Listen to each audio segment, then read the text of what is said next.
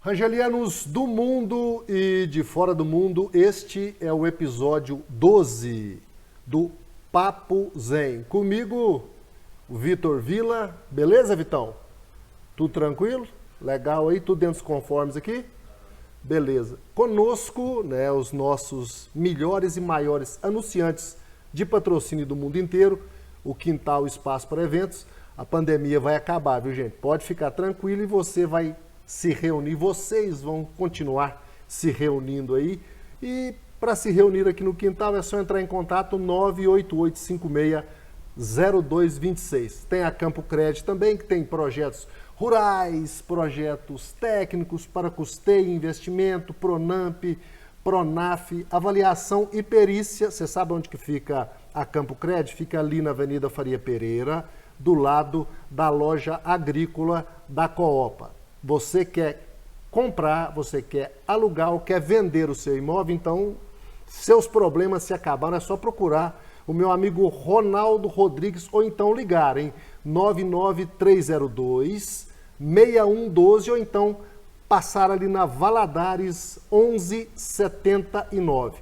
Nós temos também estreando conosco hoje o Café Vanucinelli, café tradicional, encorpado, produzido com todos os cuidados e com toda a qualidade ali numa fazenda na região de Dourados. É café finíssimo, café tradicional, gosto nota 10, ok?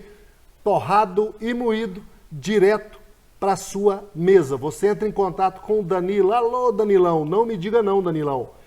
O telefone do Danilo é 98829-9368, Café Vanucinelli. Tem também o JHR Seguros, é muita publicidade, graças a Deus.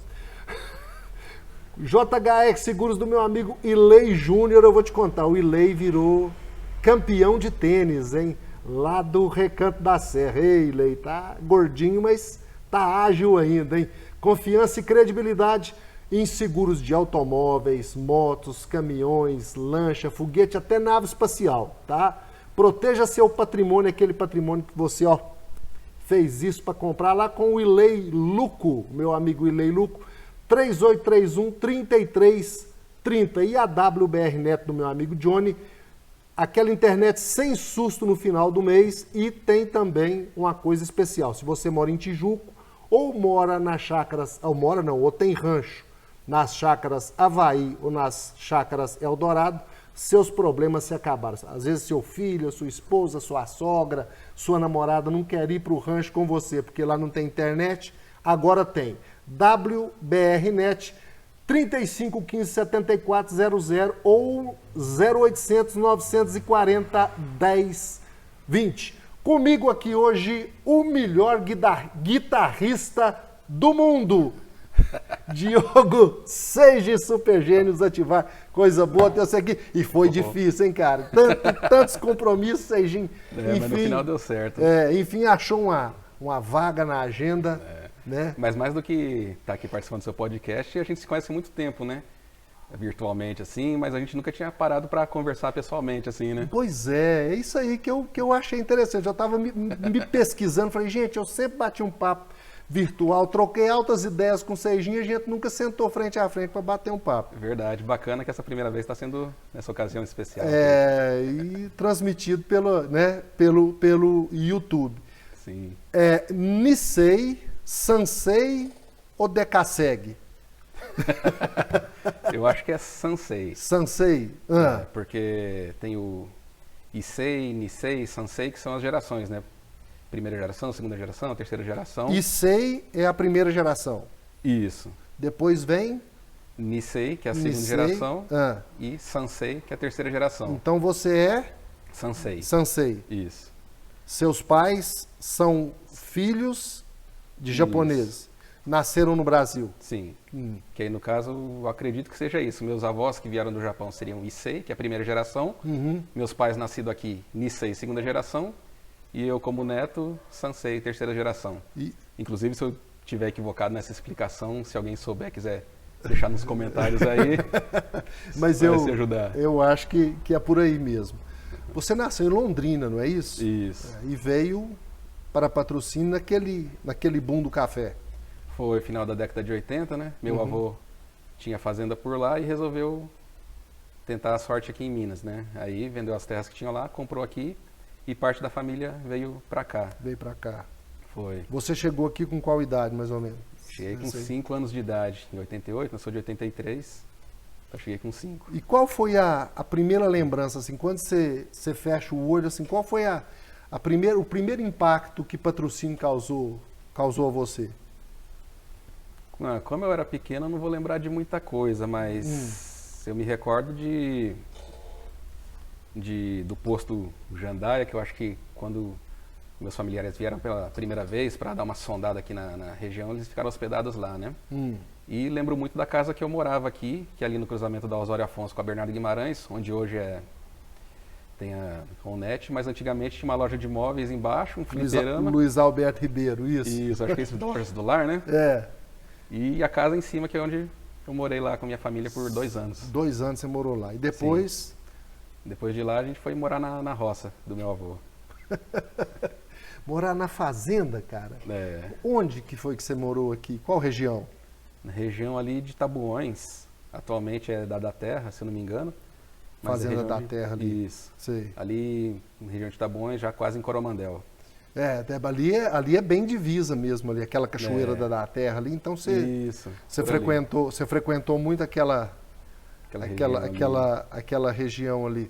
E influência, Seijinho? Logo de moleque você tinha essa vontade, esse desejo de tocar, influência musical, enfim.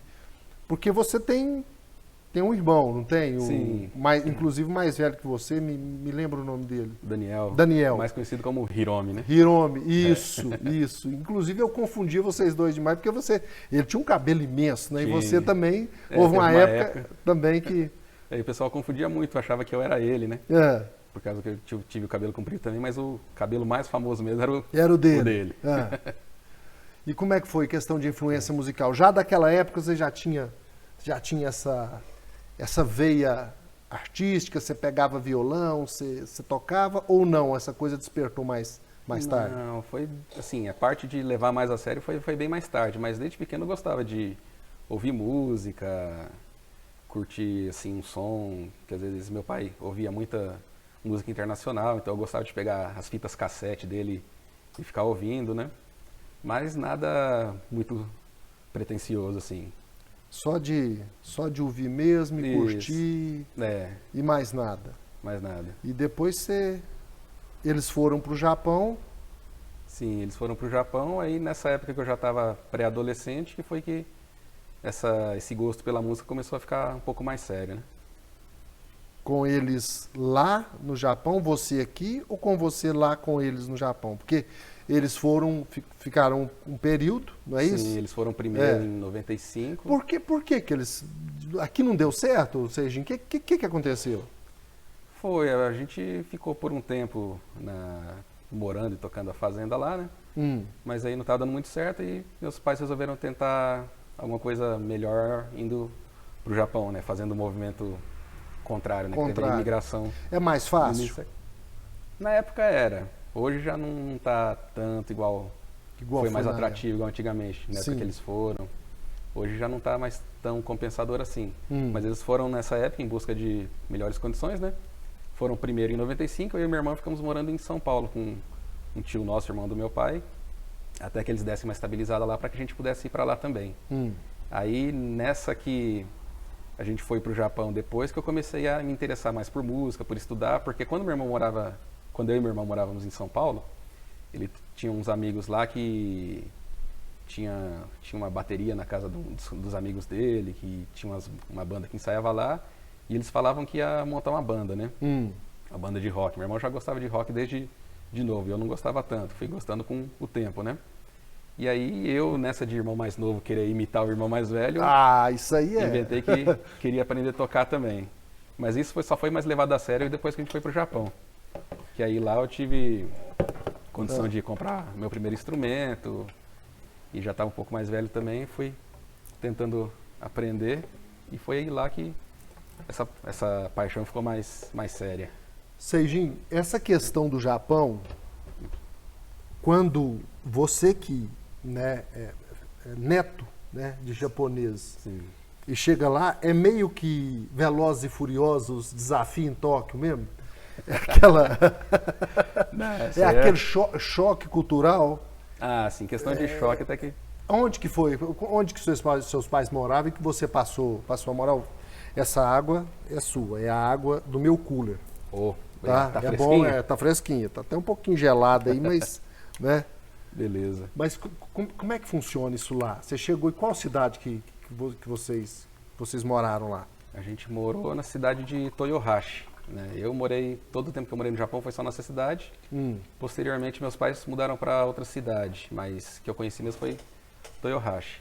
E essa questão de choque cultural que você está falando, acontece, mas assim, pra gente, pelo menos para mim e pro meu irmão, acredito que foi uma coisa mais não tão chocante, porque, querendo ou não, apesar de ser nascido no Brasil, a gente tem um pouco de contato com cultura japonesa, né? Que meus avós falavam muito em japonês.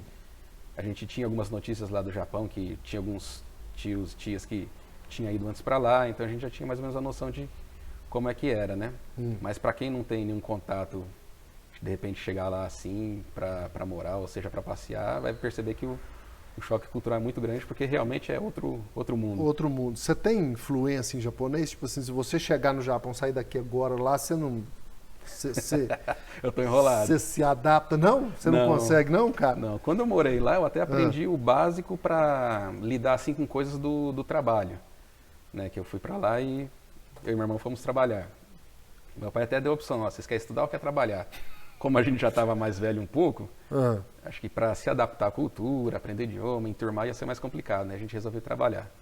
Aí dentro do trabalho, questões técnicas, eu aprendi assim, a falar até bem. Você se comunicava legal. Sim, mas para a questão cotidiana, assim, eu não peguei fluência não. E ainda mais agora com o tempo já esqueci um pouco que eu sabia também. E o relacionamento do japonês, assim, lá, né? No caso, assim, ele é realmente mais frio mesmo? Porque o que passa pro brasileiro é que o japonês é um povo um pouco mais distante. Isso é verdade mesmo? É e não é, né? Porque você pode até ver pelos próprios japoneses que tem aqui no Brasil, que às vezes a gente vê que é um pessoal mais reservado, né? E da mesma forma, quando o brasileiro vai para o Japão, ele percebe isso, mas depende muito também da maneira com que você se relaciona com os japoneses. Porque é uma cultura diferente, né? Se você chegar lá querendo viver a cultura do Brasil, vai entrar em choque. Sim. Não vai ter essa proximidade mesmo. Mas se você chegar respeitando a cultura local e o jeito das pessoas, elas vão te acolher normalmente e vai dar para ter um convívio tranquilo, né? A maior dificuldade que você sentiu lá foi a língua mesmo? Foi até que nem tanto, porque meus pais falam fluente, né? Então, e como eu era mais novo, tudo que eu dependia, eu falava com eles, assim, para, às vezes, loja, alguma coisa assim, que precisasse, né? Porque dentro de casa era só português, então era tranquilo. E a gente não tinha muito relacionamento com igual você tem no Brasil, né? De sair com os amigos, de ir na casa dos outros. Entendi. Não tinha muito lá. Então, questão de língua até que não foi muito problema, porque a gente vivia mais só dentro de casa mesmo. Então foi sossegado. E lá você não tocava? Ainda não? Pra ainda valer, não. Eu estava começando a querer aprender. Justamente por causa dessa influência do seu irmão de São Paulo. Isso. Aí eu comecei a gostar de algumas bandas de rock, comprei minha primeira guitarra e até arrisquei fazer aula lá um tempo. Só que como eu não sabia falar, o professor ficava meio que fazendo mímica, né? Ó, meio que mostrando o que eu tinha que fazer e eu ficava tentando repetir, né? Porque como não tinha fluência, era a única forma de se comunicar, por imitação, né? E nesse ponto meu pai me ajudou muito, porque todo final de semana eu ficava apurrinhando ele, me leva no centro, me leva na loja de instrumento, né? E ele levava, eu pegava meu dinheiro e gastava com CD de banda de rock, comprava guitarra nova, comprava equipamento. E sempre ele que fazia a tradução, né? Sim. Quando eu precisava conversar com o vendedor, né? Quero isso, quero aquilo, ele que estava lá de intérprete, né? Então seu pai sempre foi incentivador seu nessa questão aí. Isso, eu não digo incentivador daqueles que te empurra, que te motiva, mas assim... Mas também, por outro lado, ele nunca colocou barreira nenhuma. Certo. Ele sempre deixou muito livre para seguir os caminhos que eu tinha vontade. Então, ele possibilitou que que eu me dedicasse, que eu buscasse as coisas que eu queria lá no Japão e que, por consequência, lá para frente, chegando hoje, acabei tornando músico, né? E tendo vivido várias experiências aí que a música me proporcionou. A educação do povo japonês, ela é muito assim, né? Ela procura, assim, dar liberdade, não é isso? Aos filhos, aos descendentes, de seguir o caminho. Pelo menos isso aí é o que a gente vê. O que eu estou te falando, assim, é por questão de curiosidade mesmo, que é um bate-papo, e mesmo pelo que a gente vê em vídeos, vê em televisão. É dessa forma mesmo? Ou seja, ou não? Ou eles pegam para direcionar? Às vezes, pode ser, varia muito de família para família, né? Tem umas que são mais tradicionais, que às vezes querem que os filhos sejam mais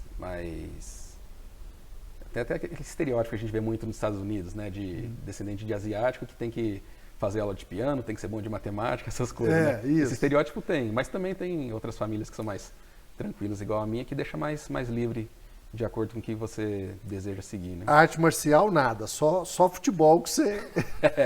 Essa é uma das coisas que pega, porque quando eu era pequeno todo mundo perguntava, você é japonês, então você luta karatê? Eu falei, não. É uma dos aspectos nipônicos que eu nego. Mas a questão de gostar de futebol, acho que como todo garoto, eu tive lá E você jogador, é São Paulino, né? Não, meu irmão é São Paulino, assim, ele falava que era São Paulino, mas eu sou corintiano, que meu pai é corintiano, então veio de pai para filho e sofredor. E você acabou entrando no Morumbi, você me contou, Foi. Num jogo São Paulo e Real Madrid. Foi um não é isso? amistoso. E teve que esconder uma revista do Corinthians para não apanhar, né? Para não apanhar dentro do Morumbi. Esse episódio eu acho que eu até nunca contei para ele, até peço desculpa, mas foi o seguinte. Quando eu estava morando lá com meu irmão, e meus pais estavam no Japão, tinha um amigo meu, vizinho, que a gente resolveu sair para... Não é que a gente foi fazer, eu acho que a gente foi lá no Canindé, estádio da Portuguesa, para ver se tinha peneira para criança, né? Para criança, para jovem, né? Acabou que não tinha, a gente resolveu andar por lá mais ou menos, falar, tá tendo jogo do São Paulo no Morumbi, vamos lá? Vamos. E nessa de estar andando pela cidade, como eu era muito corintiano, parei numa banca e comprei uma revista, né? Pra revista de time, que tem as notícias e tal. Só que aí chegando lá perto do estádio, com a revista do Corinthians, eu tenho que esconder isso aqui, senão vai apanhar, né? Enfiei debaixo da blusa. Com certeza. Aí a gente chegou já no finalzinho do jogo, já, os portões estavam até abertos. E a gente assistiu lá o final do jogo. E por coincidência o São Paulo ganhou. Ganhou. Quer dizer Naquele tempo São Paulo tinha um timaço, né? Era aquele time que tinha Zete, Raí, era Miller. Era amistoso ou você não se recorda muito, não? Eu não me recordo, mas depois, com o tempo, eu fui pesquisar na internet. Vi que era um amistoso com o Real Madrid, São Paulo ganhou por 3-0, né? Lá no Pacaembu, mas da época lembrança da época mesmo, eu não tenho muito. Não sabia muito dessa situação. A gente foi de supetão mesmo, sabe? Só porque estava passeando, andando pela cidade, falava, vamos ali ver o que está acontecendo. E acabou acontecendo. Do Japão, você já voltou direto para Patrocínio, nesse retorno, ou foi para Uberlândia? Não. Como é que foi? Não, foi antes, voltei para Patrocínio, né? Eu morava em São Paulo, Japão. Japão, voltou para Patrocínio. Sei. Aí, foi em 99, janeiro de 99.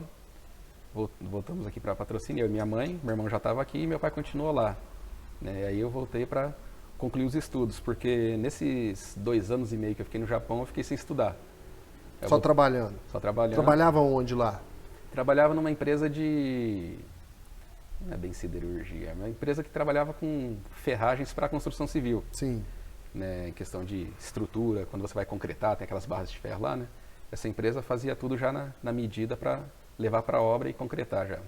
O pessoal fazia o projeto, entregava e eles faziam o desenho, produzia e entregava. Isso, e eu trabalhava numa máquina que cortava as barras de ferro na medida para passar para outros setores lá, para soldar, para dobrar, fazer o que fosse necessário ali. 2 anos que você trabalhou nisso? Foram, praticamente. Voltando ao Japão de novo, é questão de curiosidade mesmo. Aí, gente, foi difícil você se empregar lá a questão de oportunidade de emprego? Ou não? Teve foi relativamente tranquilo? Ou você teve que, vamos supor, eu preciso de um padrinho, preciso de uma pessoa para me indicar, ou não? Como é que funciona isso lá? Não, foi até tranquilo porque no começo, quando a gente chegou lá, eu e meu irmão, a gente foi trabalhar primeiro numa firma pequena que lixava spoiler de carro, sabe? Sim. Lixava para ficar lisinho, para mandar para uma outra empresa, para pintar, para mandar para a fábrica, né? Então era nessa empresa aí. E aí a gente ficou um tempo, não deu muito certo. E aí eu e meu irmão fomos trabalhar na mesma firma que meu pai trabalhava. Então, de uma certa forma, meu pai foi o nosso... Já teve uma facilidade maior. Isso, para encaminhar. Aí você, voltando, vamos dar o review na fita aí. Você voltou para Patrocínio, Sim. Sua mãe voltou com você, seu pai ficou lá. Isso. E daqui você foi para Uberlândia. Depois que eu concluí o ensino médio, sim. Eu e meu irmão fomos para Uberlândia, nisso a minha mãe voltou para o Japão e ficou eu e meu irmão aqui no Brasil e a gente foi morar em Uberlândia. Quantos cursos você tentou? Que eu tentei, deixa eu ver se eu lembro. Você formou no segundo, você fez faculdade, começou a faculdade em? Comecei em pedagogia, administração, direito, música, administração pública e até passei em vestibular para agronomia, mas não cheguei a me matricular. Assim, e eu fiz algum tempo, assim, eu fiz 1 ano e meio de pedagogia na UFO, um semestre de administração na Unitri, acho que eu fiz um semestre de direito na Unipan, fiz 1 ano, acho, de pedagogia aqui no Unicerp, de Uberlândia, quando eu voltei. Transferiu para cá. Isso, mas acabou que eu não fui até o final. Depois que eu fiz um semestre de direito no Unipan, abri o direito aqui em Patrocínio. Passei para cá, mas também não concluí, acho que eu fiz 1 ano de direito aqui também. Ou seja, em tempo de faculdade, daria para ter formado já. Mas infelizmente não foi num curso só. Você não foi num curso só. Né? Você não... É questão de identificação mesmo, né? Você começava assim, a gente conhece muita gente que é assim, eu quero fazer tal curso. Começa e de repente o cara fala, porra, bicho, não me identifiquei, cara, não é isso que eu quero. Meio que por aí, infelizmente. E paralelo a isso, você tocando. Isso, paralelo a isso, quando eu voltei do Japão aqui no Brasil, já estava mais invocado com música, voltei aqui já cheguei fazendo aula com Gustavo, o famoso Gustavo Morgan. Famoso Morgan. Morgan tá morando em Patos de Minas agora, né? Isso. Acho que ele está estabelecido lá agora. Estabeleceu, casou-se. Tá com um menininho agora, gracinha. Sei. Legal. O Gustavo, além de músico, o Gustavo é... Um exímio luthier. Luthier, que fala, não é isso? O cara que... Inclusive, a gente está num cenário que eu trouxe a minha máquina aqui para enfeitar. Me inspirei no Bill, né? Que na entrevista que você fez com o Bill, ele trouxe a moto dele aqui. Eu resolvi trazer pelo menos a guitarra. Eu só tô chateado porque eu tentei te convencer a tocar e você falou assim, não, eu tô enferrujado. Eu falei, Serginho, eu sei enferrujado é melhor que muita gente que tá nativa tocando de manhã, à tarde e à noite, cara. Bondade sua. Mas pior que desde o início dessa pandemia aí, há mais de 1 ano, né, praticamente, que eu não toco, não apresento, então tô meio enferrujadinho, mas fico te devendo essa apresentação. Mas que a gente tava falando do Morgan, até isso. Te falar dessa guitarra, que uma vez eu deixei ela cair e essa parte aqui do headstock, ela quebrou. Ela chegou a virar assim, sabe? E eu entreguei pra ele, ele fez o reparo, tá perfeito. E essa é a famosa guitarra Gibson. Gibson Les Paul Standard. Les Paul, isso? Essa é o sonho de consumo de 9 em cada 10 guitarristas. Avaliada em quanto, Serginho? Hoje eu acho que ela deve estar em torno de 16, 18 mil, não sei, eu tô meio por fora. Ela nova, né? E ela é uma, assim, é uma pergunta de um cara que o único instrumento que eu já toquei na minha vida foi instrumento de couro. Se é que eu me fiz entender, né? Pandeiro. Pandeiro, bumbo, pá, pá, pá. Bom, esquece. Qual é a diferença, assim, a qualidade musical é realmente diferente, Serginho? Assim, dentro das guitarras tem vários modelos de guitarra, né? Por exemplo, essa guitarra tem a captação de humbucker, que é um sistema de captação, né? Tem outros modelos de guitarra, Stratocaster, que tem outro sistema de captação, que é single coil. Cada um dá um timbre diferente, né? Sei. Mas dentro dessas de captação humbucker, é inegável que ela tem uma qualidade que vai atender a praticamente qualquer tipo de demanda. Acaba que, assim, vai da preferência do músico também. Às vezes tem músico que prefere um instrumento assim, assado, mas numa média geral, ela é diferente mesmo. Inclusive, já tive experiência em estúdio, fazendo gravações. Já levei alguns instrumentos para usar em estúdio, mas quando passava por ela, o som era diferenciado. Diferente. É mais encorpado, é mais quente, então... E foi com ela que você gravou os vídeos no YouTube que despertaram a curiosidade de muita gente. Você acabou sendo reconhecido pelos seus ídolos. Conta essa história aí, como é que foi isso? Foi com ela, não?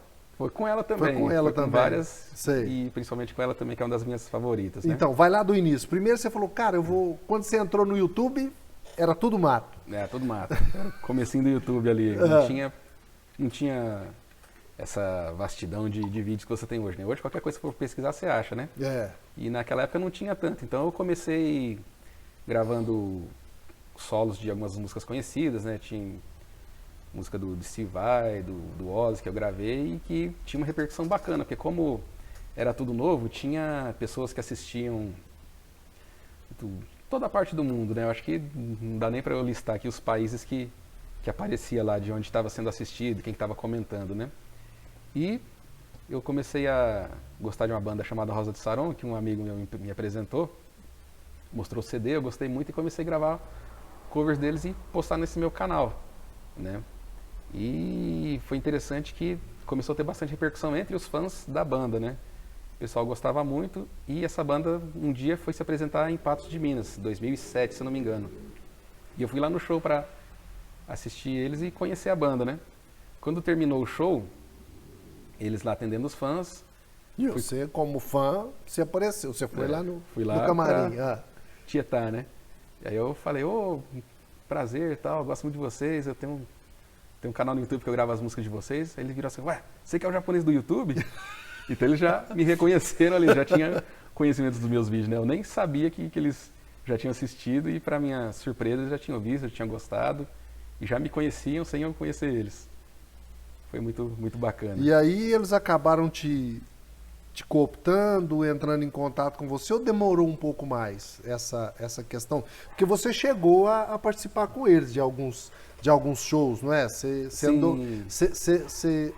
fez uma turnê com o pessoal da Rosa de Saron, não fez? Fiz, isso foi mais pra frente, foi em 2010, mas até chegar nesse episódio de 2010 que eu cheguei a integrar a equipe deles, aconteceram algumas participações, né? Que eles vieram tocar aqui depois, me convidaram para dar uma palhinha. Depois eu toquei em um evento lá em Franca, em São Paulo, que por coincidência eles estavam tocando no mesmo lugar. Aqui, na apresentação deles aqui, você tocou? Foi a primeira vez que eu subi no palco. Subi ao palco com eles. Aí você imagina o nervosismo de fã, né? E foi meio de surpresa, eu até, assim, no dia eu peitei, né? Que o Guilherme, que era o vocalista da época, ele falou, a gente vai tocar a música Sangria, sabe ela? Eu falei, sei, mas essa era das mais antigas e eu não conhecia, né? Eu falei, então beleza, então no final do show a gente vai te chamar pra tocar ela. Aí eu corri pra casa, ouvi a música, estudei, aprendi a música. Só que como ela estava muito fresca na cabeça ainda, e bate aquele nervosismo, né? A hora que chegou na hora do show, e agora o convidado, vocês, tocar música e tal, eu subi, fiquei, assim... Paralisado. Então até metade da música foi só bateria, baixo e voz. A guitarra estava perdida. Isso, mas aí do meio da música pra frente eu me acalmei, me achei ali e consegui tocar o resto da música. Conseguiu terminar. Isso, inclusive tem um vídeo no meu canal dessa participação, só que aí é só um recorte ali do final pra frente, ali, que está como a cereja do bolo. A cereja do bolo. Como um bom artista, você não vai mostrar os... É aquela velha história, você não vê você vê só não pode ver os tombos, você só tem que ver as pingas que bebe. O tombo não vale, não. E essa foi a minha primeira experiência no palco com eles, né? Depois teve outras oportunidades em Franca, no Ralhau de Franca, que eu tive a oportunidade de participar do show deles também em um dos módulos que tem nesse evento. Depois eles voltaram aqui mais uma vez, acho que na Festa da Cidade, também participei, uma vez em Coromandel, até que em 2010 no final da turnê Horizonte Vivo Distante, eles precisavam de um músico de apoio e o Rogério, baixista da banda, entrou em contato. Ô, você tem disponibilidade, interesse para estar acompanhando a gente aí nesse final de semana, né? Foi em outubro de 2010. Falei, claro, né? Eu era fãzaço, conhecia todas as músicas. Falei, na hora, falei, não, então beleza, então amanhã você já encontra a nossa equipe em Divinópolis, que a gente vai para tal lugar, né? Tinha uma parte da equipe que era Divinópolis. Então daqui eu fui para Divinópolis, juntei com uma parte da equipe, de lá a gente encontrou o ônibus da banda, não lembro que rodovia que era, e foi seguir fazer show. Né? E aí, primeiro final de semana com eles, foi bem impactante, porque assim, eu já tinha experiência de tocar com bandas aqui, com meus amigos aqui da cidade, e normal, né? Mas você tá numa banda do porte deles, de renome nacional, que era uma coisa bem maior, então foi bem... Autógrafo, reconhecimento de fã. Rolou também. As mulheres abraçando. Não, a mulher até que nem tanto.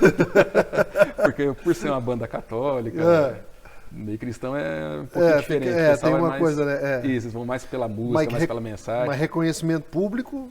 Foi demais, foi bem bacana, porque inclusive isso foi mais ou menos lá pro final do Orkut, né? Que tinha até a comunidade da banda lá, a gente trocava ideia com muitos fãs de todo o Brasil e estando com a banda, rodando pelo Brasil, tive a oportunidade de conhecer algumas dessas pessoas que eu só conhecia virtualmente, né? Então foi bem bacana, não só pela experiência musical, mas pela experiência pessoal também, de conhecer pessoas que a gente batia papo ali no Orkut, no MSN e teve a oportunidade de encontrar pessoalmente. E até aqui na porta do banco, né? Até aqui. Cara, eu te conheço. Como é que o cara chegou pra você? Foi bem interessante, porque eu tava aqui no Banco do Brasil mesmo, tava na fila lá do caixa lá, e o rapaz falou, você que é o Diogo Seijin, né? Passou, já te vi tocando, onde? Aqui na cidade aqui, né? Falei, não, eu te vi tocando em Marília, eu sou de Marília e te vi lá. Ou seja, um cara que me viu tocando lá em Marília com Rosa de Saron, não sei o que ele veio fazer aqui em Patrocínio, que me encontrou no banco e me reconheceu lá. Te reconheceu lá. Aqui você participou do Rabana Jack. Sim. Né? Quais? Além do Rabana, que o Rabana foi uma junção de uma banda que seu irmão participava? Não, na verdade, a Black Jack. A Black Jack, isso. Foi a primeira banda que eu participei. Que meu irmão, assim como eu disse, ele voltou um ano antes de mim, aqui pro Brasil, né? E no que ele voltou, ele já comprou uma bateria, conheceu uma galera aí e montou uma banda. Na verdade, montou duas bandas, né? Uma que tinha um repertório mais pesado e outra mais pop. E quando eu voltei do Japão um ano depois, essas duas bandas se fundiram e eu entrei, que acabou formando a Black Jack, né? Que era meu irmão da bateria, eu na guitarra, o Gleidson, que inclusive participou aqui do primeiro episódio. Foi o primeiro episódio, é o Gleidson, baixista. O Vado, vocalista. E o Gustavo Morgan era outro guitarrista. E essa foi minha primeira banda chegando aqui no Brasil. E além da Black Jack, também tive experiência com a Rabana Jack, que depois foi meio que uma reformulação da Black Jack. Também toquei com o Hudson e Elton, daqui da cidade. E o que mais? Não, essa agora é a cereja do bolo, nós vamos contar, vamos voltar ali. Você disse foi com o Rabana ou foi com a Black Jack que vocês participaram do Triângulo Music? Foi com a Rabana Jack. Com a Rabana Jack. Isso, já mais posteriormente. Foi feita uma votação, foi isso no site, eu me lembro bem que eu até dei uma baita de uma cobertura, fiz divulgação no jornal. Mas o online estava apoiando. Estava firme ali, Não sei se todo mundo chegou a conhecer, tinha esse festival famoso em Uberlândia, né, Triângulo Music Festival, que tinha shows com várias bandas de renome nacional, né? Aquela era a segunda edição. E foi bem do nada, assim, despretensiosamente, né? Eu estava em casa, naquele tempo era até telefone fixo, não era nem tanto celular, né? Nossa Senhora. O Thales, que era o baterista da banda, né? Rabana Jack. Que é hoje Thales e Larissa. Né? Que bandeou pro sertanejo. Bandeou. Traiu o movimento. Chamar sua atenção, Thales. Traiu o movimento. Aí ele me ligou. Falou, Cid, vamos tocar no Triângulo Music? Falei, vamos, né? Como é que faz? Assim, achando que era zoeira, né? Falei, eu li aqui, vai ter uma seletiva, tem um regulamento aqui, vou mostrar pra você. Aí a gente juntou, ele viu, mostrou lá que tinha que mandar o material, pra gente de inscrição, a gente fez todo esse processo burocrático aí e mandamos, né? Aí uma equipe selecionava 3 bandas e dessas 3 selecionadas ia para a votação popular. Né? A gente teve a felicidade de ficar nessas 3 selecionadas e aí com a divulgação da mais um online, de toda a imprensa local, a cidade, os nossos amigos, todo mundo porque era se no mobilizou. voto, né? Você entrava no site do Triângulo, aí se votava, isso. E tinha que entrar lá e votar. E aí chegou o dia de divulgar o resultado, né? Veio a equipe da TV Integração lá de Patos, o Paulo Barbosa, o Emílio, cinegrafista, vieram lá em casa, né? Pô, a gente vai gravar aí, vai divulgar o resultado, né? A gente fala, mas você já sabe o resultado, né? A gente ganhou? Eu falei, não, a gente não sabe não, a gente só vai acompanhar a reação de vocês aqui na divulgação, né? Mas no fundo ele já sabia. Já sabia. Sabia, só que a gente, inocente, vai falar, não, então vamos lá assistir, né? A gente sintonizou no jornal, eles filmando, e aí a entrevista era com uma das organizadoras, e ela abriu o envelope e tava lá Rabana Jack. Aí a gente foi a loucura, porque isso aí nos assegurou a oportunidade de participar desse festival. Foi no primeiro dia de festival que tinha Detonautas, Jota Quest, Titãs e o Tomate, que tinha saído da banda Eva. Né? Da Eva. Isso, Que e isso, a gente hein? tocou nessa noite aí. Vocês abriram a noite? Não, a gente encerrou. Vocês encerraram a noite? E a gente encerrou a noite, mas a gente estava ali de igual para igual, com os camarins ali. Pois é, cara, isso é que eu ia te falar. É loucura, né, meu? De repente você tá ali transitando ali com só a nata. Da época não, porque esse pessoal até hoje, né? É, foi bem bacana porque assim, a gente estava nervoso lá no camarim, né, esperando a nossa hora. Aí de repente aparece o Charles Galvão, baterista do Titãs lá para dar um oi, dar uma moral, tal, trocar ideia, conhecer. Depois foi o baterista do Detonautas. O próprio Tomate também passou pelo nosso camarim lá, foi lá conhecer a gente. E ficou faltando outra banda que eu falei. Não, mas assim, praticamente todo... A do Jota Quest foi o Paulinho Fonseca, baterista também. Então todo mundo ali foi lá conhecer a gente, bater um papo. Foi muito, muito bacana ter esse contato. E até porque também vocês assistiram os shows também, todos ali da... Todo mundo assistiu, menos eu. Porque eu tava tão nervoso esse dia que eu não saí do camarim, Zé, você acredita? Que isso, um evento desse porte, eu lá nervoso, concentrado lá no camarim, esperando a hora, e a galera tava mais solta, saía, foi no camarim dos outros também, ia lá atrás do palco assistir o show. Tem um detalhe interessante até que camarim é o quê? Camarim é um espaço que você vai lá se preparar para o show, né? Você vê o camarim do Jota Quest, era uma boate praticamente. E você olhava da porta e só via a luz piscando, som alto. Já era uma festa ali o camarim já. Então foi uma das coisas que nos chamou a atenção assim, nessa experiência. Que marcou. Marcou. Foi legal e deu uma divulgada e de repente você voltou, continuou tocando aqui e veio a questão do Lucas Correia. O Lucas Correia. O Lucas Correia fez inclusive teste, não fez pro Rabana? Isso, porque a Rabana Jack era o Thales, né? Isso. Baterista, o Ricardo Rabicó no baixo e o Vado no vocal. Depois desse boom do Triângulo Music Festival, a gente rodou mais algumas cidades da região e tal, mas aí o Vado resolveu seguir outro caminho e resolveu deixar a banda. Né? Aí como a gente estava sem vocalista, a gente foi procurar alguém que pudesse completar o time lá, né? Sei. E tinha o jovem aqui na cidade, o Lucas Correia, que estava começando a fazer ali seus shows. A gente chamou ele para... Cabelo grandão, É... estiloso, manequim. Isso mesmo. E aí a gente chamou ele para fazer um teste na banda.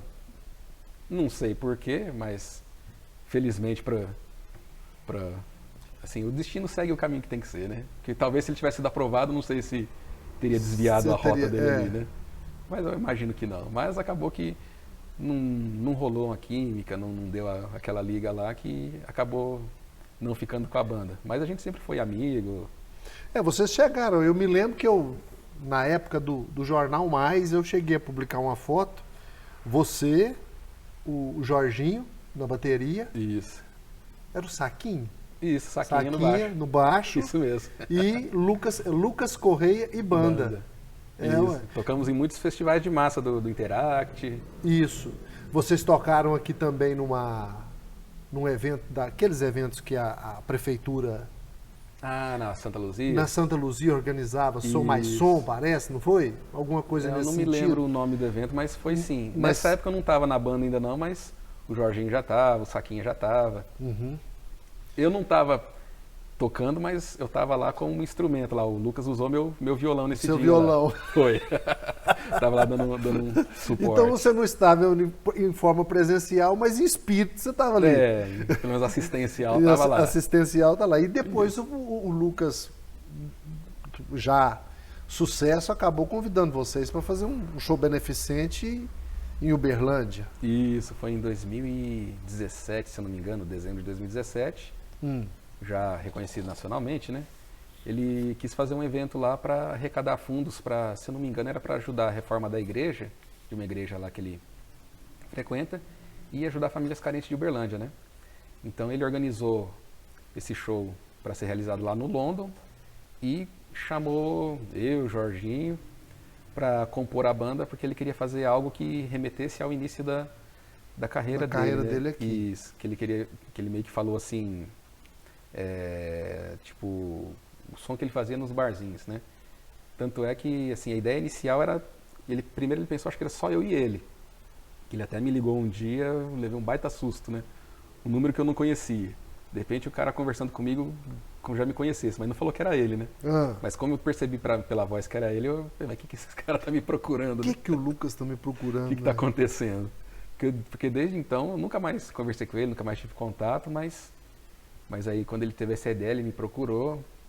E é interessante porque ele se mostrou o mesmo Lucas de sempre, sabe? Aquele mesmo moleque que foi fazer teste lá, que eu toquei com ele em diversos eventos por aí, é a mesma pessoa hoje, apesar de fama, de sucesso, é o mesmo menino humilde que saiu daqui de Patrocínio. Eu sempre, às vezes que eu escrevo sobre ele no site, eu faço questão de ressaltar isso. Ele foi muito bem criado, né? O Paulinho e a Karina, tanto ele quanto o irmão dele, como é que ele chama, Vitão? O DJ, o irmão do Lucas, agora eu esqueci. Eu também esqueci. Ixi. Agora mesmo a gente lembra. Eles foram muito... Leandro, isso. Leandro, valeu, Vitão. Leandro, eles são muito bem criados. Você vê que essa questão do respeito, essa questão da amizade, eles guardam, eles preservam realmente. Valoriza demais. E eu me lembro que um pouco antes disso aí, o Lucas veio gravar um programa da Eliane aqui, não sei se você se lembra. Lembro. E ele até fez uma programação para gravar com vocês. Ele queria encontrar com vocês. Verdade, eu não estava nem lembrando disso também. Não teve isso? Teve. E de a produção repente, dele entrou em contato. E de repente parece que houve um contratempo. Sim, eu acho que atrasaram as gravações, eles já tinham que voltar para Uberlândia, eu não sei para onde eles tinham compromisso, e acabou que não deu tempo de fazer esse reencontro aí. Porque ele estava no auge, né? Aonde que eu chegava, ele chegou no Olímpio, né? Que ele foi mostrar o Olímpio, que ele, uma das escolas que o Lucas estudou no monte. Parece uns caras de música, é isso, entendeu? Pula de curso em curso, de escola em escola. Verdade. Cidade em cidade. De cidade em cidade, né? Então, assim, cada lugar que eles chegavam para gravar um take da entrevista com a Eliane, nossa senhora, porque eram duas celebridades, né? Tanto o Lucas quanto a Eliane. E se bobear, ainda arrisco a dizer que o Lucas é mais celebridade que a Eliane ainda. Né? Ainda que ele se mantém. Ele é um cara que se reinventa, né? De repente, se ele não está fazendo sucesso na música, ele é um cara que domina muito bem rede social. Não é? Criativo. E ousado, né? Igual você falou, está sempre se reinventando. Ele não estacionou num estilo ou numa postura, ele está sempre buscando inovar, né? Eu acho que isso que faz dele o sucesso que é, né?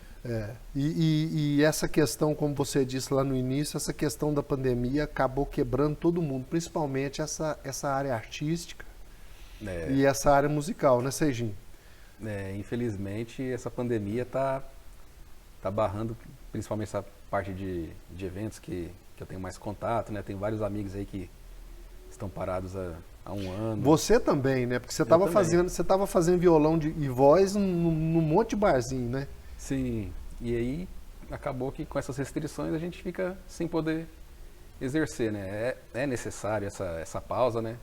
Mas tem que se buscar soluções para pelo menos amenizar isso, né? Mas eu vou te perguntar uma coisa, cara. Se de repente os bares estão funcionando, agora parece que essa questão do toque de recolher vai acabar, né?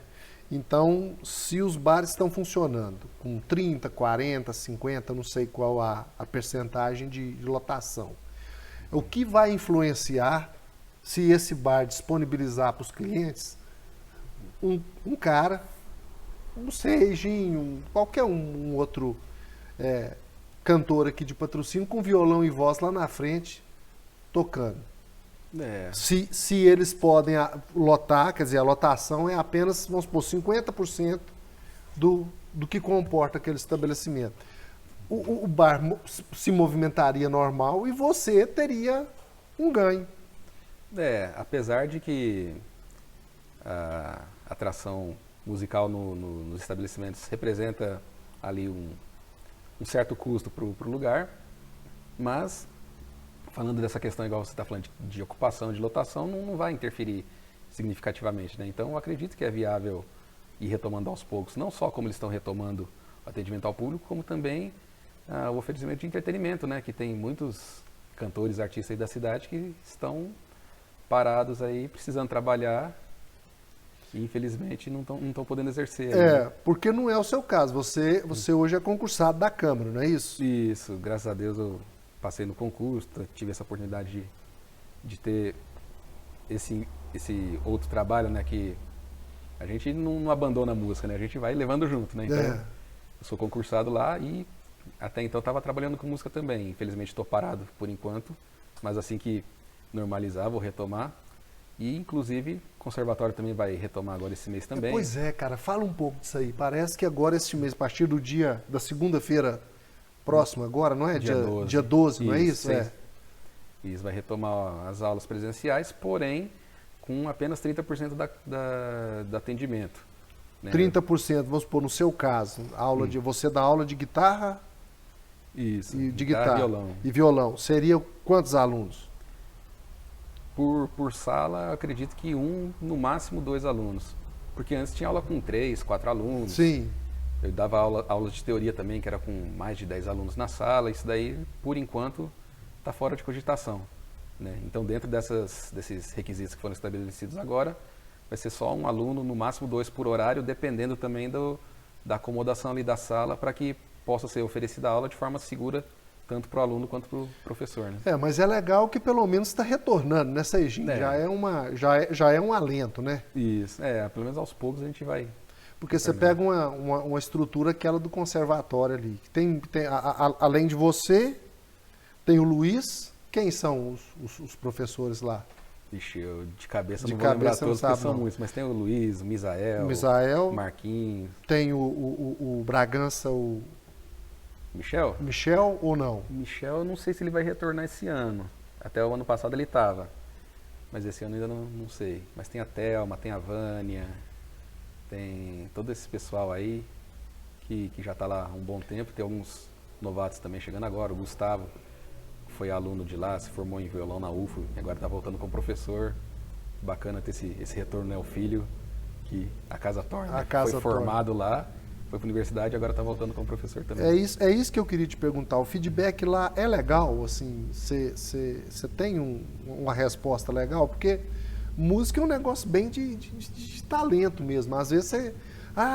chega uma mãe e fala, eu quero que você aprenda violão. Às vezes a criança não tem a dinâmica do negócio. O feedback lá é legal, Serginho? Vai muito do aluno. Porque, assim, às vezes não é muito questão de talento, de dom, mas é mais questão de você ter comprometimento de, depois que você teve a aula, você chegar na sua casa e botar a mão na massa, né? Pegar o instrumento, estudar, treinar, porque aí e ter interesse, gostar, porque às vezes acontece, né? Tem alunos que chegam lá porque os pais que querem, às vezes a criança nem tem interesse, mas o pai quer que aprende, né? E às vezes coloca lá e não tem um desempenho esperado. Mas quando o aluno ele é comprometido, ele tem esse gosto pela música, tem essa curiosidade, aí deslancha, tendo o apoio do professor e o aluno fazendo a sua parte, o feedback é sempre positivo. Tanto é que muitos talentos passaram por lá e Hoje estão aí atuando. O próprio Lucas já fez aula no Fez. conservatório também. Aham, é isso mesmo. Quando você pegou um violão pela primeira vez, né? Não sei se foi um violão, deve ter sido, e começou a dedilhar ali, você esperava que você chegaria aonde você chegou hoje? Quer dizer, e hoje, vamos dizer assim, você está com quantos anos? 38. Nossa Senhora, você tem... Meu Deus, ah, se eu tivesse 38 anos. Você imaginou isso, cara, ou não? Você falou assim, gente, o que você... Qual é a avaliação que você faz lá daquela... Essa pergunta é até interessante porque eu nunca parei para refletir assim sobre essa minha trajetória na música, né? Assim como eu te falei, eu comecei a levar mais a sério quando eu fui para o Japão em 96, né? Influenciado pelo meu irmão, que também sempre me apoiou, incentivou. E inclusive quando eu fui para o Japão, eu falei para o meu irmão, né? Vou comprar um violão, né? Aí ele mudou minha ideia de cabeça. Não compra violão, não, compra guitarra, porque a guitarra é mais bacana, tal, né? E aí eu fui na dele e comprei a guitarra, né? E no começo era meio que um hobby, uma brincadeira, eu nem imaginava que fosse me levar isso tão a sério, me profissionalizar, trabalhar com isso, né? E essa questão de você pegar lá no início e imaginar o que pode ser lá pra frente, jamais pensei, nunca imaginei que fosse tocar em banda, nunca imaginei que fosse dar aulas. Conhecer os seus ídolos. Conhecer ídolos, Uhum. verdade. E acabou que foi acontecendo naturalmente com o tempo, né? Tem até uma reflexão que eu acho muito interessante de um vídeo viral aí do YouTube, é do Steve Jobs, que ele está palestrando para uma turma de formando, não sei de qual universidade, não sei se você já viu esse vídeo, que ele dá alguns conselhos para essa turma, que ele fala, tem um ponto nesse vídeo que ele fala sobre ligar os pontos. Né, que ele fala que às vezes uma coisa que você faz lá atrás você não entende o sentido, mas lá pra frente você vai ver que aquilo te ajudou a chegar em determinado chegar ponto. naquele lugar ali. Isso. E analisando hoje, é meio que isso que aconteceu. Foi uma coisa totalmente despretensiosa lá no início, que eu comprei minha primeira guitarra e ao longo do tempo as coisas foram acontecendo até culminar nisso, né? Até eu tocar profissionalmente, ter a oportunidade de tocar com alguns ídolos que eu tenho na música, viajar por vários lugares do Brasil. Então, tudo isso a música me proporcionou de forma bem despretensiosa. Foi acontecendo, não foi planejado, né? E você, no fundo, você tem que agradecer ao Hiromi, né? Dele ter chegado e falar, não, senhor, não compra violão, não. Verdade, o Hiromi e o meu pai também por ter tido saco pra mim. Vamos lá, pai, vamos lá. Me leva na loja, quero ver tal instrumento, quero ver tal coisa. E ele sempre me levando e acompanhando e possibilitou ter tido essa caminhada aí. Ele e meu irmão, minha mãe também, e incentivou também para ter tido essa liberdade de trilhar esse caminho. E hoje, pra gente encerrar, hoje o Seijin se divide na música, no serviço público, na Câmara, Sim. E como pai, né, cara? Você, Sim. Às vezes, eu te chama no zap, você demora 40 minutos para responder. Não, tava dando banho na cria, tava dando janta para a cria. Como é que é o nome dela? Luísa. A Luísa. Quantos anos? 6 anos. Deixar um beijão para qual câmera aqui? Aqui, a sua é essa. Essa aqui? É. Beijo, filha, te amo. A Luísa tem 6 anos e é o amor da minha vida. É, assim, é clichê falar, mas filho transforma a vida da gente, né, cara? E como? Demais. Além da música que é meu grande amor, agora tem ela. Luísa também. E ela está sempre participando com você, né? Você sempre tem. Você faz alguns exercícios musicais. E ela gosta disso, Seijin? Ela gosta mais no sentido lúdico ainda, como criança mesmo. Ela não demonstra, assim, aquela aptidão, vontade de aprender. Ela gosta de curtir, né? Uhum. De brincar. Mas de vez em quando ela grava uns videozinhos, posta no Instagram. E ela sempre gosta de aparecer nos vídeos, participar ali do jeito dela. Bom demais. Gente, eu recebi aqui o Diogo Seiji, o Seijin, na minha opinião, um dos maiores guitarristas. Não é brincadeira não, gente, é sério, eu tô falando sério mesmo. Um dos maiores guitarristas do Brasil. É generosidade sua. Não. Seja muito obrigado, tá? Pela sua presença. Eu que agradeço, prazerão. Valeu demais mesmo e muito sucesso para você. Como eu disse no início, sempre quando eu falo do quintal, né? Da publicidade, da divulgação do quintal, eu falo, ó, gente, essa pandemia vai acabar.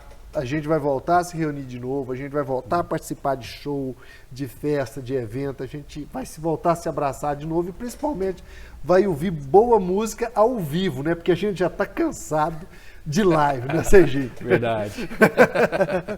Valeu, gente. Muito obrigado pela audiência. Ó, se inscreva, é bom lembrar, hein? Se inscreva no nosso canal, ative o sininho para as notificações, dê o seu joinha, né? O seu like ou dislike. Isso aí, você tem que interagir, né? E principalmente faça seu comentário, por quê? Porque aí o YouTube vai recomendar esse nosso vídeo para mais e mais pessoas, né, que têm interesse nesse tipo de produção. Valeu, gente, um abraço, obrigado, tchau, tchau.